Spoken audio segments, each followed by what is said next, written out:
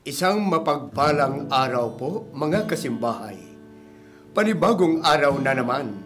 Halina't samahan ninyo ako sa pakikinig at pagninilay sa mabuting balita sa araw na ito.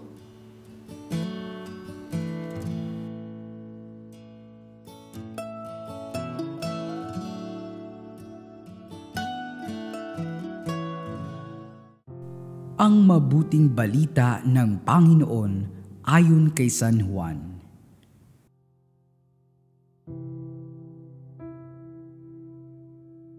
Kinabukasan, nakita ni Juan si Jesus na lumalapit sa kanya. Sinabi niya, "Ito ang kordero ng Diyos, ito ang nag-aalis ng mga kasalanan ng sanlibutan. Siya ang tinutukoy ko nang sabihin kong dumarating na kasunod ko ang isang higit sa akin, sapagkat siya na bago pa ako ipinanganak. Hindi ko rin siya lubos na nakikilala noon, bagamat ako'y naparito, nagbibinyag sa tubig upang ipakilala siya sa Israel." Ito ang patutuo ni Juan.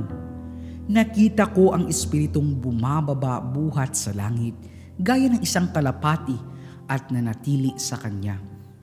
Hindi ko nga siya lubos na nakikilala noon, ngunit ang nagsugos sa akin upang magbinyag sa tubig ang nagsabi sa akin, "Makikita mo ang Espiritu na bababa at mananatili sa isang tao. Siya ang magbibinyag sa pamamagitan ng Espiritu Santo." Nakita ko ito at pinatotohanan kong siya ang anak ng Diyos. Ang mabuting balita ng Panginoon. Pagsasadiwa. Hindi ko nga siya lubos na nakikilala noon, ngunit ang nagsugos sa akin upang magbinyag sa tubig ang nagsabi sa akin. Isang biyaya ang pananampalataya. Hindi ito madaling makamtan.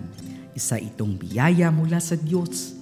Mapalad tayo sapagkat tinanggap natin ito sa pamamagitan ng ating binyag at pinagpapatibay ng mga banal na sakramento ng lalo't higit ng Eucharistia. Bilang mga kaanib ng Iglesia, tungkulin nating pagyamanin at ipahayag ito sa pamamagitan ng pagsaksi sa mga aral na ibinabahagi sa atin mula pa noong una. Sa pagpapahayag ng pananampalataya, kailangan ng lakas ng loob at katapangan. Sa anumang panahon at pagkakataon, kailangang mabakas sa ating mga kilos at salita si Hesukristo. Tungkulin nating ibahagi at ipahayag ang pagliligtas ng Diyos saan mang dako. Ang biyayang ito ay hindi lamang para sa atin.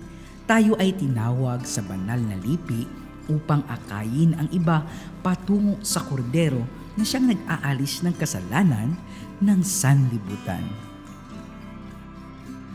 Pagsasagawa.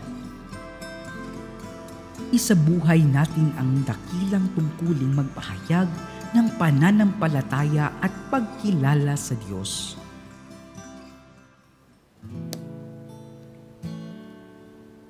Mga kasimbahay, napakinggan at napagnilayan po natin ang mensahe ng ating Panginoon sa araw na ito. Naway pagpalain kayo ng Panginoon sa ngalan ng Ama at ng Anak at ng Espiritu Santo. Amen.